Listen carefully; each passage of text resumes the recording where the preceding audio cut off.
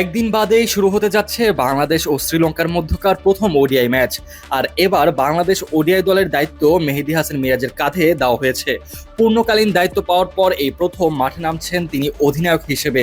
তার হাত ধরেই শুরু হতে যাচ্ছে টাইগারদের নতুন পথ চলা। আর এই নতুন পথ চলায় টাইগারদের সম্ভাব্য একাদশ কেমন হতে পারে, চলুন এক নজরে দেখে নেওয়া যাক।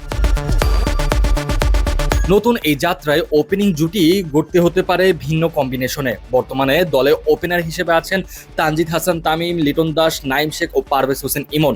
চারজনের মধ্য থেকে বেছে নিতে হবে কেবল দুইজনকে।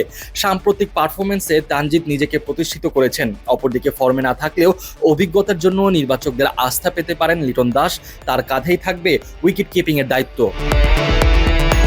তৃতীয় নম্বরে খেলবেন সদ্য টেস্টের নেতৃত্ব থেকে সরে দাঁড়ানো নাজমুল হোসেন শান্ত।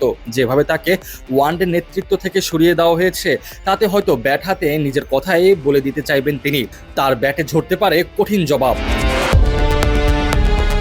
চতুর্থ ও পঞ্চম স্থানে থাকবেন তরুণদের ভরসা তাওহিদ হৃদয় ও নতুন অধিনায়ক মেহেদী হাসান মিরাজ। একজন মিডল অর্ডার ব্যাটার, অন্যজন অলরাউন্ডার হিসেবে দায়িত্বশীল ভূমিকায় থাকবেন। মিরাজের জন্য এই সিরিজ হতে যাচ্ছে পরীক্ষার মঞ্চ। নেতৃত্ব, ব্যাটিং, বোলিং সব দিক থেকেই। ফিনিশিংয়ে ঝড় তুলতে প্রস্তুত শামীম হোসেন পাটোয়ারি ও জাকের আলী অনেক। ব্যাট হাতে তাদের আগ্রাসন হতে পারে ম্যাচ নির্ধারক। জাকেরের জায়গা নিয়ে কিছুটা আলোচনা থাকলেও শেষ মুহূর্তে সবার নজরে থাকবেন তিনিও।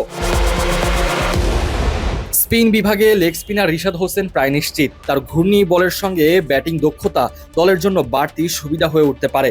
পেস বিভাগ নিয়ে সবচেয়ে বেশি চিন্তায় টিম ম্যানেজমেন্ট। 5 জন পেসার থাকলেও একাদশের জায়গা হবে সর্বোচ্চ 3 জনের।